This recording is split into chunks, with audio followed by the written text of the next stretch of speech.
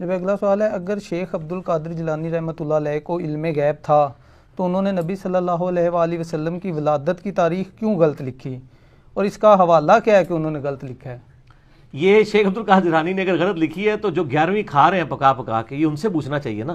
ان کا تو دعویٰ ہے کہ شیخ عبد القادر جیلانی رحمہ اللہ تعالی المتوفی 561 ہجری، جو 6 صدی ہجری میں ایک بہت بڑے عالم دین تھے، وہ مطلب غیب جانتے تھے۔ اگر وہ غیب کا علم جانتے تھے تو اتنی بڑی غلطی ان سے ہو۔ یہ جناب ان کی جو مشہور کتاب ہے نا، غنیت الطالبین، جس کو بریلوی، دیوبندی، اہل حدیث تینوں ان کی کتاب مانتے ہیں، ٹھیک ہے جی۔ امام زابی نے بھی کہا کہ ان کی کتاب ہے، ان سے پہلے بھی ابن حجر اسقلانی نے اور احمد بریلوی صاحب نے، سب لوگوں نے لکھا ان کی کتاب ہے۔ صرف ایک میرا خیال عبداللہ محدث دہلوی کا انکار ہے، باقی سب کا ثابت ہے، اور یہ چھاپ رہے ہیں، بریلوی چھاپ رہے ہیں، اہل حدیث بھی، دیوبند بھی چھاپ رہے ہیں۔ اس میں آپ عاشورہ والا چیپٹر نکالیں نا، اس میں لکھا ہے کہ نبی علیہ السلام 10 محرم والے دن پیدا ہوئے۔ جو ہمارے مسلمانوں کے بچے کو پتا ہے کہ نبی علیہ السلام 12 ربیع الاول کو پیدا ہوئے، چلے 12 کی تاریخ پہ اگر کوئی اختلاف بھی کرے وہ اب ختم ہو گیا۔ میں نے تو دلائل النبوہ امام بیہقی کی کتاب میں 4 نمبر اثر ہے کہ محمد ابن اسحاق امام المغازی فرماتے ہیں کہ نبی علیہ السلام سوموار والے دن عام الفیل والے سال، جس سال ابرا کا لشکر تباہ کیا گیا تھا، 12 ربیع الاول کو پیدا ہوئے صبح سحری کے وقت۔ تو ربیع الاول پہ تو ویسے ہی اجماع ہے سنی شیعہ کا، ایون اصول الکافی میں بھی موجود ہے کہ نبی علیہ السلام 12 ربیع الاول کو پیدا ہوئے، جو شیعہ کی معتبر کتاب ہے۔ سنی شیعہ دونوں کی کتابیں مانتی ہیں کہ 12 ربیع الاول ہے۔ 12 پہ اگر اختلاف بھی ہے، کوئی 8 کہتا ہے، کوئی 9 کہتا ہے ربیع الاول ہی ہے۔ تو شیخ عبد القادر جیلانی کو یہ بنیادی بات نہیں پتا تھی۔ غنیت الطالبین میں لکھا ہوا ہے، شکر ہے لکھا ہوا ہے، اس لیے لکھا ہے تاکہ آپ کو پتہ چل جائے بزرگوں کو علم غیب کوئی نہیں تھا۔ اور اس لیول کی غلطی ہوئی کہ جو بچے کو پتا ہے، ایڈی بڑی غلطی، 10 محرم لکھ دیا۔ چلو 10 ربیع الاول بھی لکھتے تو ہم کہتے ہیں وہ 10 میں اٹکے کچھ اور بن گیا۔ تو علم غیب کا مسئلہ بھی اللہ کے فضل سے کلیئر ہو گیا۔ زیادہ کلیئر کرنا ہے نا قرآن و حدیث کی روشنی میں تو مسئلہ 6A اور 6B دیکھ لیں، ویسے تو ادھر کافی کلیئر ہو گیا جی۔ اگلا سوال بھی اسی سے ریلیٹڈ ہے۔ امام غزالی رحمۃ اللہ علیہ نے سورج کو زمین سے 160 گنا بڑا کس بک میں لکھا ہے؟ انہوں نے احیاء العلوم میں میرا 130 لکھا ہے، کیمیاء سعادت میں تو میں نے خود نشان لگا کے رکھا ہوا ہے، JPG بھی ہم نے اگلے دن اپلوڈ کیا ہے۔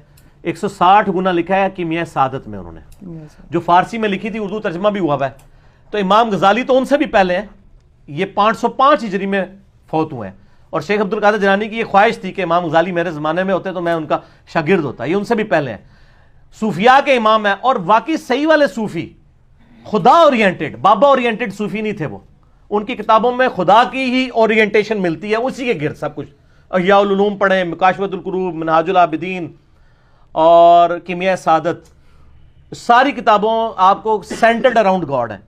انہوں نے لکھا ہے 160 گنا بڑا ہے، اور ہمارے بچے کو بھی پتا ہے کہ سورج زمین سے 160 گنا بڑا نہیں، ٹھیک ہے جی، نہ جو ہے وہ 1,60,000 گنا بڑا ہے، بلکہ 13 لاکھ گنا بڑا ہے۔ اس کا مطلب ہے امام غزالی رحمۃ اللہ علیہ کو بھی علم غیب نہیں تھا، ورنہ اتنی بڑی سائنٹیفک غلطی وہ نہ کرتے۔ سر من لوڑ اور کتنا کریے تو منانے ہستے کہ غیب صرف اللہ کے پاس ہے۔ اللہ تعالیٰ اپنے بندوں میں سے جسے چاہتا ہے غیب کی خبر عطا فرماتا ہے، اور وہ بندے ہوتے ہیں صرف انبیاء۔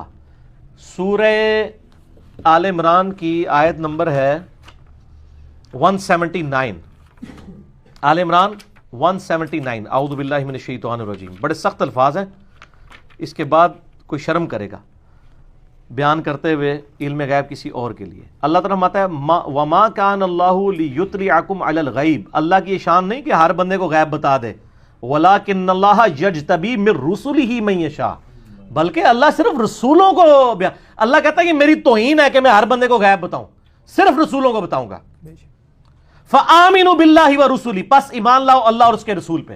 ابو بکر، عمر، عثمان و علی کا بھی کام ہے کہ وہ نبی کی غیب کے اوپر ایمان لائیں، اور میرا اور آپ کا بھی، اور شیخ عبد القادر جیلانی اور امام غزالی کا بھی یہی کام ہے کہ وہ صرف ایمان لے کے آئیں، غیب کا علم نہیں ان کے پاس ہو سکتا۔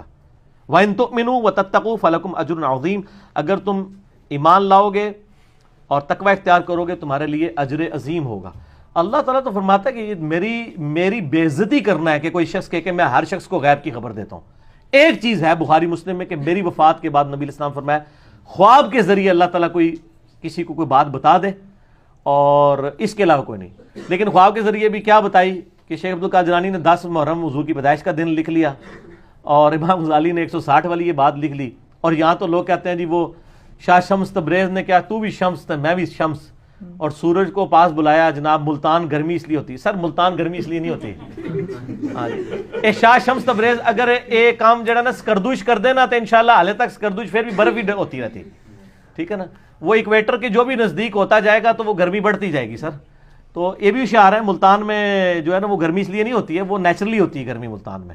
تو یہ جھوٹے واقعات ہیں. یہاں تو ارب و سودا بکتا ہے جس میں وہ میں نے آپ کو بتایا نا کہ مثنوی مولانا روم میں ایک جعلی واقعہ لکھا ہوا ہے کہ جی موسیٰ علیہ السلام ایک بندے کے پاس سے گزرے, وہ کہہ رہا تھا اللہ کبھی میرے پاس آ, میں تجھے کنگھی کروں, میں تجھے نہلاؤں دلاؤں, اچھے کپڑے پہناؤں. تو موسیٰ علیہ السلام نے اسے کہا کہ اللہ تعالیٰ کے بارے میں یہ صفات نہ منسوب کرو, ٹھیک ہے. جب موسیٰ علیہ السلام اللہ کے پاس گئے تو اللہ نے الٹا موسیٰ کو ڈانٹ دیا نعوذ باللہ کہ تو میرا بندہ ہی ناراض کر چھڑے. تو موسیٰ اور کیا کرتا, موسیٰ دی ڈیوٹی ہے لوگوں نے دسیا کہ اللہ نو کنج مننا ہے, اللہ کو گڈا ہے, اللہ کی صفات ہے لیس کمثلہ شیء وہو السمیع البصیر, اللہ کی مثل کوئی شے نہیں ہے, وہ سننے والا دیکھنے والا ہے. اللہ کی صفات ہے. ولا تقولوا علی اللہ الا الحق, اللہ کے اوپر مت بولو سوائے اس کے جو حق ہے. اللہ کے بارے میں آپ نے وہی عقیدہ رکھنا ہے نا جو پیغمبروں نے بتانا ہے. اگر پیغمبروں کو عقیدہ نہیں پتا, ان نانگے بابوں کو پتا ہے جن کے پیچھے اللہ پیغمبروں کو ڈانٹ رہا ہے, تو سر یہ دیکھیں وہ بابے کو بچاتے ہوئے پیغمبر کو انہوں نے کہہ دیا کہ پیغمبر کو دین نہیں آتا تھا, اس نانگے کو آتا تھا.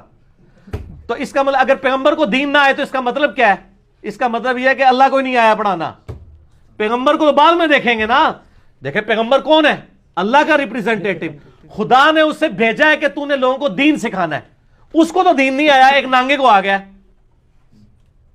دیکھیں انجانے میں یہ لوگ کس طرح انبیاء کی بھی اور اللہ کی بھی توہین کر جاتے ہیں. یہ سارے یہ مولانا روم کی مثنوی کے اندر جھوٹے اور جعلی واقعات لکھے ہوئے ہیں. اللہ تعالیٰ ہدایت دے. ہمارے واعظین پڑھ پڑھ کے سنا رہے ہوتے ہیں.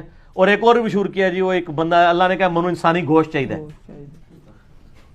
ٹھیک ہے, ایک بندے کوئی بھی نہیں دے رہا, ایک بندے کو گیا انہوں نے کہا جی ادھروں بھی وڈ لے, ادھروں بھی وڈ لے. خدا کے لیے یار, یعنی اور پھر اللہ تعالیٰ کے پاس گئے تو اللہ تعالیٰ نے فرمایا موسیٰ تو بھی انسان تھا, تو نے اپنا جسم کیوں نہیں کاٹ کے مجھے دے دیا؟ استغفر اللہ واتوب الیہ. یعنی یہ شریعت بتا رہے ہیں. نبی تو ہر کام اللہ کی وحی سے کر رہا ہوتا ہے, جو وحی سے ریلیٹڈ چیزیں ہوتی ہیں. تو انسانی گوشت نہیں چاہیے. جب چاہیے تھا نا تو کوئی غلطی نہیں کھائی ہے. ابراہیم علیہ السلام کو اللہ نے خواب دکھائی کہ اپنے بیٹے کی قربانی کرو, تو انہوں نے, بیٹے نے بھی ثابت قدمی دکھائی, ابراہیم نے بھی. یہ ہے قرآن اور یہ ہے مثنوی شریف, جنہوں کہتے ہیں فارسی کا قرآن. اے فارسی دی قرآن ہے, عربی والا قرآن جڑا ہے نا وہ اے محمد رسول اللہ تے نازل ہویا ہے. یہ ساڈا قرآن ہے, وہ تہاڈا ہوئے گا صلی اللہ علیہ وآلہ وسلم. ٹھیک ہے جی. علی بھائی اگلا سوال ہے. یار میرے کو گستاخی کراندے ہو تسی بزرگاں دی. میری کوشش نہیں ہوتی لیکن کیا کریں, نبی کی شان بیان کرنے کے لیے ضروری ہے کہ بزرگوں کی گستاخی ہو, کیونکہ جو بزرگ رسول اللہ کے خلاف کھڑے ہوئے ہیں آٹومیٹکلی ان کی گستاخی ہو جائے گی. یہ تو آٹومیٹک ہے. جب نبی کی شان کو آپ بیان کریں گے تو نبی کے جو دشمن ہیں ان کی خود بخود نگیشن ہو جاتی ہے. ایک دین وہ ہے جو اللہ نے اپنے نبی کے ذریعے ہم تک پہنچایا ہے, ایک وہ دین ہے جو بابوں نے قصے کہانیوں کے ذریعے پہنچایا ہے. تو یا پھر نبی علیہ السلام کو مان لیں. میں اس میں اکثر بیان کرتا ہوں کتنا مشہور کیا ہوا انہوں نے. مجھے بڑی خوشی ہوئی اس دن مفتی اکمل صاحب کو بھی خیال آیا, انہوں نے بھی کہہ دیا جعلی واقعہ ہے. شاید میری کلپ دیکھ کے انہوں نے کہا پہلے تو کسی کی ضرورت نہیں ہوئی ہے, بچپن سے پڑھایا جی ویسے کرنی نے دند پان دیتے جی اپنے. سنا میں نا آپ نے, بڑا مشہور. اور لوگ 2 نفل پڑھتے ہیں ویسے کرنی کے, کہتے ہیں کیلا ان کے لیے نازل ہوا تھا. سر کیلے کا ذکر جو ہے نا, کیلے کا ذکر قرآن میں سورہ واقعہ کے اندر موجود ہے کہ کیلوں کے گچھے جنت میں ہوں گے. ویسے کرنی دے ابا جی پردادا جی حضرت بابا آدم تو بھی مطلب جڑا اس تو بھی پہلے جڑا ہے نا اے کیلے موجود نے, اللہ نے جنت میں رکھے ہوئے کیلے ہونے, اور کیلا نازل ہویا سی. کیلے پہلے بھی موجود سر. اے کہانیاں بند کرو, ورنہ کافر جو ہے نا وہ مطلب کہیں گے یہ دین کس قسم کا ہے. وہ تو آپ کو ثابت کر دیں گے کیلا کتنا پرانا ہے زمین کے اوپر, تو آپ کہیں گے ویسے کرنی کے اوپر نازل ہوا ہے کیلا. ٹھیک ہے نا. اور میں ایسی کہتا ہوں شکر ہے ہمارے علماء کے لیکچرز انگریزی میں نہیں ہیں, ورنہ کوئی 4 گورے کلمہ بھی پڑھ رہے ہیں نا وہ کہیں گے یار یہ تو سارا فراڈ ہی ہے. تو مہربانی کرو انگریزی سیکھیو بھی نہ, یہی کہندے رہو کہ انگریزاں دی زبان ہے, خدا دا نہ سیکھنا, ورنہ مصیبت کھڑی ہو جائے گی اسلام کے لیے. کہتے جی ویسے کرنی نے یہ دانت توڑا, یہ توڑا, یہ توڑا, سارے توڑ دی, بتیسی نکال دی. اور کئی میوزیم, بلکہ میرا خیال ہے بادشاہی مسجد والے میوزیم میں بھی ایک آدھ دانت پڑا ہوا ہے. کتنے میوزیم میں وہ دانت پڑے ہوئے ہیں, ظاہر کاروبار چمک رہے ہیں نا اس کے اوپر. اس کی میں نے ان کو پھکی دی تھی, بہت بڑی پھکی, الزامی اینٹی وینم. میں نے ان کو کہا کہ یہ فیصلہ کرو کہ مولا علی بڑا عاشق رسول ہے یا ویسے کرنی. یہ ویسے کرنی سے بھی پوچھو نا تو وہ بھی کانپ اٹھیں گے کہ یار مجھے مولا علی کے ساتھ ذکر کر رہے ہو, کدھر علی اور کدھر میں. اب ویسے کرنی تو جنگ صفین میں مولا علی کے ہاتھ پہ بیعت ہو کے جنگ صفین میں حضرت علی کی طرف سے لڑتے ہوئے معاویہ رضی اللہ عنہ کے خلاف شہید ہوئے ہیں. ٹھیک ہے, تو یہ کہیں گے جی مولا علی بڑے عاشق رسول تھے. یہ زیادہ تر شیعہ ہی بیان کر رہے ہوتے ہیں یا بریلوی کر رہے ہوتے ہیں. تو صحیح مسلم کے اندر غزوہ احد کا چیپٹر نکالیں اور بخاری میں بھی, دونوں میں یہ حدیث موجود ہے. سہل ابن سعد السعدی کہتے ہیں کہ اللہ کی قسم میں جانتا ہوں, میں اب آخری صحابی بچا ہوں جس نے یہ منظر دیکھا ہوا ہے. وہ بوڑھے صحابہ میں سے تھے اور لوگ نا حج کے موقع پہ ان کو گھیر لیتے تھے, جی تسی حضور نو ویکھیا سانو دسو. میں ان آخری صحابہ میں سے ایک بچ گیا ہوں جس نے احد کا یہ منظر خود دیکھا ہوا ہے. بخاری مسلم دونوں میں ہے کہ نبی علیہ السلام کے جب یہ 4 دانت شہید ہوئے تو اتنا خون نکلا کہ آپ علیہ السلام بیہوش ہو گئے بلڈ پریشر لاس ہونے کی وجہ سے.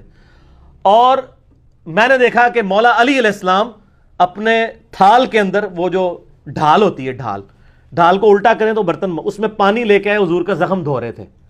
اور یعنی پانی ڈالتے تھے اور فاطمہ زخم دھوتی تھی.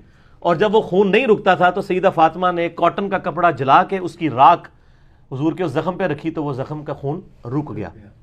اور قرآن میں بھی ہے نا حضور کی شہادت کی خبر مشہور ہوگی, سورہ ال عمران 144, وما محمد الا رسول قد خلت من قبلہ الرسل, وہ آیت نازل ہوئی تھی. تو میں نے ان کو یہ پھکی دی ہے کہ جس شخص نے اپنے سامنے دانت ٹوٹتے ہوئے دیکھے ہیں, ویسے کرنی نے تو سنے ہی ہے نا, جس نے اسی بھی سنے ہیں, نہ ہونا ویکھا ہے نہ اسی ویکھا ہے. جس نے اپنے سامنے دیکھا, کس نے؟ مولا علی اور فاطمہ نے, جنہوں نے اپنے ہاتھوں سے اس کا مرہم پٹی کی, اس زخم کی, انہوں نے اپنے دانت نہیں توڑے. جناب اے انجینئرنگ ہے, کہنا انجینئرنگ کرتا ہے. اگر مولا علی اور فاطمہ نے دانت نہیں توڑے تو سر انہوں تو بڑا کوئی عاشق رسول نہیں ہے. تو اب ایسے کرنی نے بھی نہیں توڑے, یہ واقعی جعلی ہے. تو یہ بس ٹنی ہے, یہ ٹنی سنی نہیں ہے, سنا کے سننی, ٹنی اسی پڑھ پڑھا کے سننی. ٹھیک ہو.